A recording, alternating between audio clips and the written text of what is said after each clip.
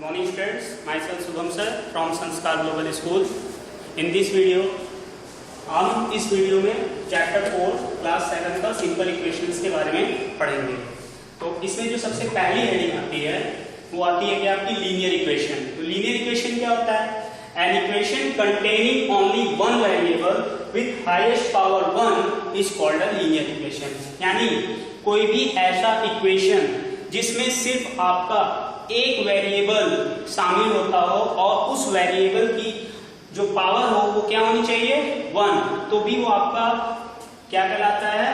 Linear equation कहलाता है। जैसे देखिए मैंने यहाँ पे एक एग्जांपल लिया 3x + 5 = 8। तो देखिए पहली बात आपको एक बात ध्यान रखना है कि ये इक्वेशन क्यों कहलाया है। तो इसके लिए मैंने यहाँ पे नोट 2 लिखा है। इक्वेशन ये इसलिए कहलाया है क्योंकि if there is some sign other than equality between left hand side and right hand side then it is not an equation. अगर यहाँ पर इक्वल के अलावा कोई और साइन होती तब ये आपका इक्वेशन नहीं कहलाता। यहाँ पर क्या है? आपका इक्वल साइन है, इसी वजह से क्या कहला रहा है? आपका इक्वेशन कहला रहा है। ठीक है, तो बात अभी हम ये कह रहे थे कि ये लीनियर इक्वेशन क्यों कहला रहा है। क्योंकि सबसे पहले आप देखिए क्या लिखा है? An equation containing only one variable. यहाँ पे सिर्फ आपका एक ही वेरिएबल है, देखिए वो क्या है? x। इसके अलावा क्या कोई आपको दूसरा वेरिएबल मिल रहा है? नहीं। ठीक है, इसके साथ साथ ये कह रहा है कि हाईएस्ट पावर 1, और यहाँ पे देखिए आपकी x की पावर क्या है? 1 ही है। अगर आप यहाँ पे 1 लिख दीजिए या ना लिखिए तो उसको 1 ही माना जाएगा। ठीक है, तो वो गया आपका इक्वेशन कंटेनिंग वन वेरिएबल, यानी एक ऐसा इक्वेशन जिसमें एक वेरिएबल शामिल होता हो और उसकी हाईएस्ट पावर 1 होती हो, तो वो आपका क्या कहलाता है? लीनियर इक्वेशन कहलाता है। एग्जांपल जैसे मैंने बताया 3x + 5 = 8। अब यहाँ पे मैंने आपको एक नोट ये लिखाया है पहला कि a number which satisfy the given linear equation, वह नंबर जो कि दिए गए लीनियर इक्वेशन को क्या कर दे? संतुष्ट कर दे, वही क्या कहलाता है? आपका सॉल्यूशन या रूट ऑफ द इक्वेशन। यानी जैसे आपने इक्वेशन लिखा है x + 3 या हमने इक्वेशन लिखा है x + 3 = 5। ठीक है, अब मैं पूछूं यहाँ पे x की कौन सी वैल्यू के लिए, यहाँ पे x की हम कौन सी एक वैल्यू रखते हैं कि इसकी वैल्यू क्या आ जाए? 5 के बराबर। तो मैंने इसको सॉल्व किया, x = 5 को इधर ही रखा, +3 को जब हम LHS से RHS में ले गए तो -3 हो गया। यहाँ पे x की वैल्यू क्या आई? 2 आई ना 2, यानी x की वैल्यू जब हम 2 रख देंगे यहाँ पर तो मेरा इक्वेशन क्या हो जाएगा? सेटिस्फाइड हो जाएगा। यानी जो आपका ये वैल्यू 2 आया है ये आपका दिए गए इक्वेशन के लिए सॉल्यूशन है या रूट ऑफ द इक्वेशन। ठीक है, अब बात आती है नोट नंबर 2। इसको मैंने पहले ही बता दिया लेकिन आपको फिर से एक बार रिमाइंड करा देते हैं। If there is some sign other than equality, अगर इक्वालिटी के अलावा कोई और साइन आती है लेफ्ट हैंड साइड और राइट हैंड साइड के बीच में तो वो आपका इक्वेशन नहीं कहलाता है। ठीक है, जैसे देखिए यहाँ पे 2x + 5 = 9, ये आपका इक्वेशन नहीं है। 3x - 2 > 7, ये एक आपका इक्वेशन नहीं है। क्यों नहीं है? क्योंकि इनके बीच में देखिए इक्वल साइन ना आकर क्या है? एक जगह ग्रेटर देन का सिंबल आ रहा है और एक जगह लेस देन का सिंबल आ रहा है। ठीक है, अब बात आता है आपका rules for solving linear equation, कि किसी भी लीनियर इक्वेशन को सॉल्व करने के लिए हम कौन कौन से रूल अप्लाई कर सकते हैं। तो जो सबसे पहला रूल्स होता है, if equals are added to equals the sums are equal. अगर एक इक्वेशन है, जैसे यहाँ पे आपको इक्वेशन दिया गया है x + 3 = 5, ये क्या है? आपका एक इक्वेशन है, ये दोनों आपस में क्या है? बराबर है। ठीक है, अगर इनमें हम 2 इधर भी ऐड कर दें और 2 इधर भी ऐड कर दें तो क्या कोई फर्क पड़ेगा? नहीं पड़ेगा। तो वही कह रहा है अगर आप दो इक्वल चीजों में बराबर चीजें दोनों तरफ फिर ऐड कर देते हो तो वही तो आंसर आपका बदले नहीं है, तो भी वापस में क्या आएगा? बराबर ही आएगा। जैसे मैंने यहाँ पे दिया कि x + 3 = 5, ये पहले क्या है? x + 3 = 5, ऑलरेडी ये इक्वल है। मैंने जब इधर भी 2 ऐड किया और इधर भी 2 ऐड किया तो कोई फर्क नहीं पड़ेगा, तो भी ये क्या होगा? आपस में इक्वल ही होगा। फिर रूल नंबर 2 जो है ये कह रहा है if equals are subtracted from equals, अगर इक्वल चीजों में से इक्वल्स में अगर आप क्या करते हो? इक्वल्स माइनस कर देते हो दोनों तरफ, तो भी वो आपस में जो आंसर निकल के आएगा वो भी आपस में क्या आएगा? बराबर ही आएगा। तो भी आपस में क्या होंगे? बराबर होंगे। जैसे यहाँ पे मैंने देखा कि x/5 क्या मैंने लिखा है? 7। ठीक है, तो अगर हम x/5 में से इधर माइनस कर दे क्या 2, या इधर हम माइनस कर दे मान लीजिए 3 माइनस कर देते हैं, और इधर भी अगर हम 3 माइनस कर देते हैं तो भी आपस में क्या होगा, बराबर होगा। क्यों? If equals are subtracted from equals, अगर इक्वल में से हम इक्वल सबट्रैक्ट करते हैं, ठीक है, दोनों तरफ, तो आंसर तब पर भी क्या आएगा, बराबर ही आएगा। समझ में आया? ठीक है। फिर जो आपका नेक्स्ट रूल है,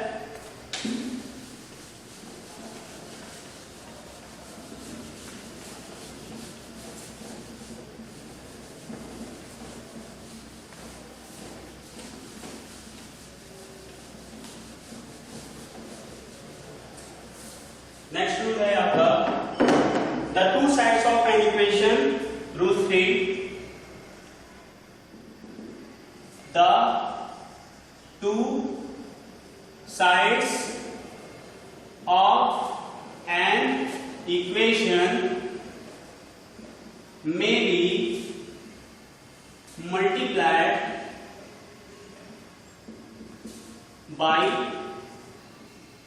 same non-zero number। ठीक है, एग्जांपल देखिए कि x/5 इज इक्वल टू 7 है। कह रहा है कि अगर the two sides of an equation में be multiplied by same non zero number, अगर मान लीजिए आपके पास एक इक्वेशन दिया गया x/5 इज इक्वल टू 7, ठीक है। अब इसमें आप क्या करते हो, LHS में भी 5 से मल्टीप्लाई कर देते हो, RHS में भी 5 से मल्टीप्लाई कर देते हो, क्या कोई फर्क पड़ेगा? नहीं पड़ेगा। तो वही कह रहा है कि अगर हम दो किसी भी इक्वेशन में दोनों तरफ क्या कर सकते हैं, सेम नॉन जीरो नंबर से मल्टीप्लाई कर सकते हैं। इसका भी मैं आपको क्वेश्चन लगवा के दिखाता हूं, ठीक है। चलिए, जैसे इस पे क्वेश्चन आया, देखिए 5x/3 + 3 is equal to x + 7, ठीक है। अब मैं यहाँ पे x की वैल्यू निकालना चाहता हूं, ठीक है। तो सबसे पहले आप क्या करेंगे, आपको यहाँ पे इसको +3 से फ्री करना होगा। तो ये 5x/3 है। अगर मैं यहाँ पे +3 को पूरी तरह से क्या करना चाहता हूँ, हटाना चाहता हूँ, रिमूव करना चाहता हूँ, तो यहाँ पे भी अगर आप -3 करेंगे तो इधर भी क्या करेंगे आप, -3 ही करेंगे, ठीक है। वही आ गया ना, if equals are subtracted from equals then the reminder are also क्या होंगे, इक्वल, कोई फर्क नहीं पड़ेगा। तो ये आपका क्या हो गया, +3 -3 कट गया। ये आ गया आपका क्या, 5x/3 is equal to x + 4, ठीक है। फिर अब अगर मैं यहाँ पे इसको x से फ्री करना चाहता हूँ इधर, तो इधर -x कर दूं, इधर भी -x कर दूं, कोई फर्क पड़ेगा? ये देखिए 5x/3 -x is equal to x + 4 -x। तो ये देखिए माइनस आपका क्या हो गया, प्लस माइनस कट गया। और यहाँ पे इसको आप सॉल्व कर लीजिए, 5x - 3x/3 is equal to क्या है, 4। 5x - 3x कितना हो जाएगा आपका, 2x/3 इज इक्वल टू 4। अब मुझे यहाँ पे x की वैल्यू निकालनी है, क्या क्या फ्री करना होगा, यहाँ 2 नहीं रहना चाहिए और 3 नहीं रहना चाहिए। तो यहाँ पे 2 क्या हो रहा है, मल्टीप्लाई हो रहा है, तो इसको आप क्या कर दिए, डिवाइड कर दीजिए। और यहाँ पे 3 क्या हो रहा है, डिवाइड हो रहा है, तो इधर क्या कर दीजिए, मल्टीप्लाई कर दीजिए, ठीक है। और जो काम या आप ऐसे अगर नहीं समझ पा रहे तो इधर देखिए, इसको आप क्या लिख सकते हैं, x × 2/3 इक्वल टू 4, ठीक है। मैं यहाँ पे इंटू 2/3 को हटाना चाहता हूँ, तो इसका रेसिप्रोकल क्या होगा, 3/2 से मल्टीप्लाई कर दें तो इसकी वैल्यू क्या हो जाएगी, यहाँ पे ये पूरी तरह से x फ्री हो जाएगा। x × 2/3 × 3/2 इज इक्वल टू क्या हो गया, 4। लेकिन जो काम आप इधर करेंगे वो काम आपको इधर भी करना पड़ेगा, ठीक है। ये आपका कट गया, x की वैल्यू क्या आ गई, 4 × 3 = 12/2 यानी 6। अब देखिए क्या है, आपका वैल्यू सही है, वैल्यू सही, अगर इसको आपको पता लगाना तो ये 6 उठा के इसमें रखिए, ठीक है। तो देखिए 5 × 6 डिवाइडेड बाय 3 + 3 करेंगे क्या आएगा, 3 × 1 = 3, 3 × 2 = 6, 5 × 2 = 10 + 3 कितना आया, 13। और अब RHS की वैल्यू देखिए x + 7 है, यहाँ पे अगर आप 6 रख देते हैं +7 तो भी इसकी वैल्यू क्या आती है, 13। तो इस तरीके से आप क्वेश्चन सॉल्व करेंगे इस रूल के अंतर्गत, ठीक है। नेक्स्ट रूल आता है आपका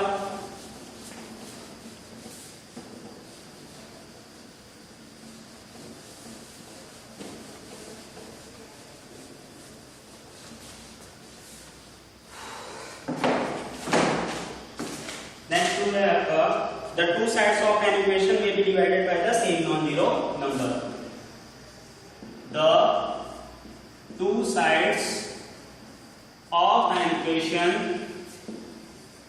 the two sides of an equation may be divided by the same non-zero number।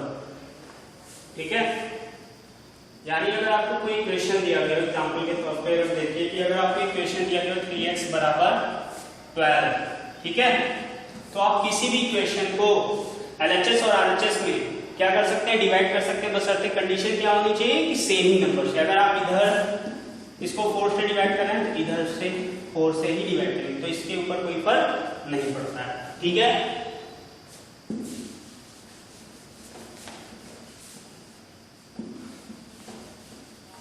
समझ में आया? अब नेक्स्ट हेडिंग है आपका रूल ऑफ ट्रांसपोजिशन। ये एक दूसरा रूल है आपका, रूल ऑफ ट्रांसपोजिशन।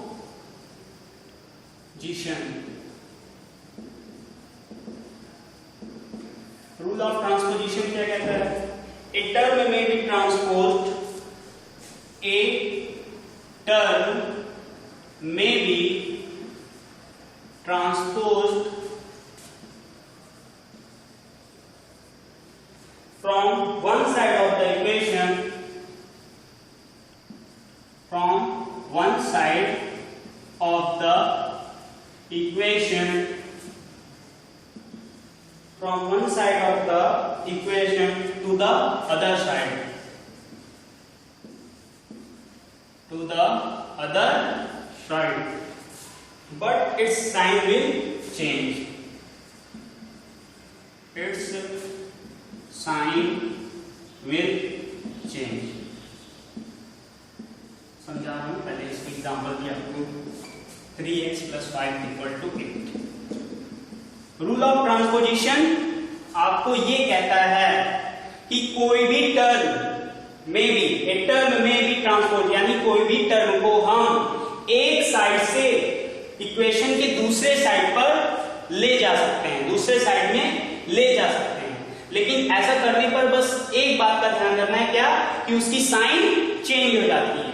ठीक है, जैसे हमें यहाँ पे दिया गया 3x + 5 = 8, यानी एक टर्म में भी ट्रांसपोज, जब हम किसी भी ट्रांसपोजिशन के अंतर्गत अगर हम एक टर्म को LHS से RHS में ले जाते हैं, RHS से LHS में ले जाते हैं, तो ऐसा कर सकते हैं। लेकिन ऐसा करने पर बस एक बात का आपको ध्यान रखना है कि उसकी साइन को चेंज कर दिया जाता है। जैसे आपको दिया गया 3x + 5 = 8, अब इसको आपको क्या करना है, सॉल्व करना है, x की वैल्यू निकालनी है, और इसको आपको क्या दिया जाए कि रूल ऑफ ट्रांसपोजिशन से सॉल्व कीजिए। तो आप क्या करेंगे, जैसे आपको यहाँ पे 3x + 5 = 8 दिया गया, तो आपको x की वैल्यू निकालनी है, तो आपको क्या करना होगा, यहाँ पे ना 5 रहना चाहिए ना इसके साथ 3 रहना चाहिए, तो हम 3x को ऐसे ही रखते हैं। अब यहाँ +5 जो कि आपका LHS में है, जब आप इसे RHS में ले जाएंगे तो इसकी साइन क्या हो जाएगी, चेंज हो जाएगी, +5 रहेगा, क्या हो जाएगा, -5। तो यहाँ पे आपका 3x की वैल्यू कितनी आई, 3। अब आपको x को 3 से भी क्या करना है, रिमूव, मतलब फ्री करना है। तो यहाँ पे 3 क्या हो रहा है, x के साथ डिवाइड हो रहा है, तो जब आप इस 3 को इधर ले जाएंगे क्या होगा, 3 यहाँ पे आपको क्या हो रहा है, सॉरी यहाँ पे आपका 3 क्या हो रहा है, मल्टीप्लाई हो रहा है, और जब आप इस 3 को इधर ले आएंगे LHS से RHS में, तो क्या हो जाएगा आपका डिवाइड, तो यहाँ से x की वैल्यू क्या निकल गई, 1। तो रूल ऑफ ट्रांसपोजिशन में हम इस तरीके से प्रॉब्लम को क्या करते हैं, सॉल्व करते हैं। अब देखिए, अगर आपको पता कर दो कि आपका वैल्यू जो उत्तर आया है वो सही है नहीं, तो देखिए जब आप x की वैल्यू यहाँ पे 1 रखेंगे, 3 × 1 1 1 + 5 क्या हुआ, 8, और ऑलरेडी 8 निकल गया, तो LHS और RHS आपके क्या हो रहा है, बराबर आ रहा है। तो इस प्रकार से आप रूल ऑफ ट्रांसपोजिशन में सवाल सॉल्व करते हैं। Note,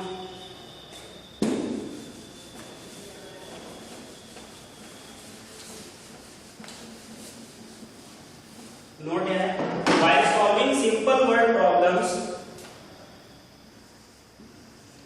note, while solving simple word problems, while solving simple word problems involving involving one unknown, involving one unknown, involving one unknown, we first have to write an equation. We first have to write an equation. We first have to write an equation corresponding to the given statement, corresponding to the given statement, corresponding to the given statement, and then solve this equation, and then solve this equation to find the value of the unknown, to find the value of the unknown. पहले आप इसका मतलब समझ लीजिए, फिर इससे related मैं कोई प्रॉब्लम सॉल्व कर रहा हूं। आपको एक बात ध्यान रखना है कि जब कभी भी आपको लीनियर इक्वेशन में वर्ड प्रॉब्लम्स दिया जाता है तो कैसे सॉल्व करते हैं। While solving simple word problems, यानी जब आप लीनियर इक्वेशन में वर्ड प्रॉब्लम सॉल्व करते हो तो उसमें आपको एक अननोन क्वांटिटी दी जाती है, ठीक है। तो उसमें क्या होती है, आपकी एक अननोन क्वांटिटी रहती है। तो सबसे पहले हम क्या करते हैं, उस अननोन क्वांटिटी को कुछ भी मान लेते हैं, वेरिएबल के फॉर्म में मान लेते हैं, x मान लेते हैं, y मान लेते हैं, z भी मान लेते हैं, कुछ भी मान सकते हैं, ठीक है। तो सबसे पहले हम क्या करते हैं, दिया गया जो स्टेटमेंट होता है, जो उस कथन दिया गया होता है, उसको सबसे पहले हम किस फॉर्म में कन्वर्ट करते हैं, इक्वेशन के फॉर्म में कन्वर्ट करते हैं। और जब वो इक्वेशन के फॉर्म में कन्वर्ट कर देते हैं, तब हम उसको क्या करते हैं, सॉल्व करते हैं।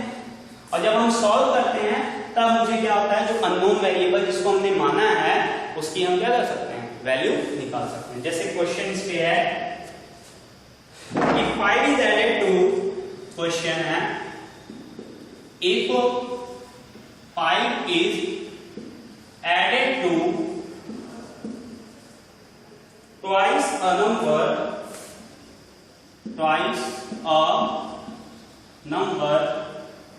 if 5 is added to twice a number, ठीक है, the result is 29, the result is क्या, 29। पता क्या करना है, तो हमें उसी नंबर को पता करना है, फाइंड द नंबर। अब जैसे आपकी वर्ड प्रॉब्लम है, कह दिया गया कि अगर किसी नंबर के 2 टाइम्स के साथ 5 ऐड कर दिया जाता है तो मुझे जो रिजल्ट मिलता है वो 29 मिलता है, तो वो नंबर पता कर लीजिए। तो यहाँ पे आपको क्या नहीं पता है, नंबर नहीं पता है, ठीक है। तो ये नंबर क्या है आपके लिए, अननोन है। तो अननोन है तो इसको मान लेते हैं, इसका कोई एक वेरिएबल मान लेते हैं। तो लिख देते हैं लेट द रिक्वायर्ड, मतलब जो नंबर हमें चाहिए उसे हम क्या मान लेते हैं, x मान लेते हैं, ठीक है। अगर हमने रिक्वायर्ड नंबर को x माना तो इसका ट्वाइस कैसे लिखेंगे, तो twice a number is equal to क्या हो जाएगा, 2x। अब जब इसी ट्वाइस में क्या कर देंगे, 5 ऐड कर देंगे। After 5 is added to twice a number, मतलब जब हम ट्वाइस नंबर के साथ 5 ऐड कर देंगे तो क्या बन जाएगा, 2x + 5, ठीक है। नाउ आप क्या करेंगे, अकॉर्डिंग टू क्वेश्चन क्या लिखा गया, if 5 is added to twice a number, यानी ये वाला एक्सप्रेशन है, if 5 is added to twice a number, ठीक है। तो आपको रिजल्ट क्या मिलता है, 29। तो आपसे पूछा क्या है, फाइंड द नंबर। अब इसी को सॉल्व कर लीजिए। अब इसको सॉल्व करने के लिए आप चाहे रूल ऑफ ट्रांसपोजिशन लगाइए, और जो हमने जो शुरुआत में आपको एकदम रूल बताया है वो लगाइए, चाहे जो। तो हम यहाँ पे रूल ऑफ ट्रांसपोजिशन करते हैं, तो 2x 29 - 5, तो यहाँ पे 2x = 29 - 5 करेंगे तो कितना आ जाएगा आपका, 24। यहाँ से x की वैल्यू क्या है, 12, ठीक है। तो इस प्रकार से जो रिक्वायर्ड नंबर है वो मेरा क्या हो जाएगा, 12, ठीक है। Thank you classes.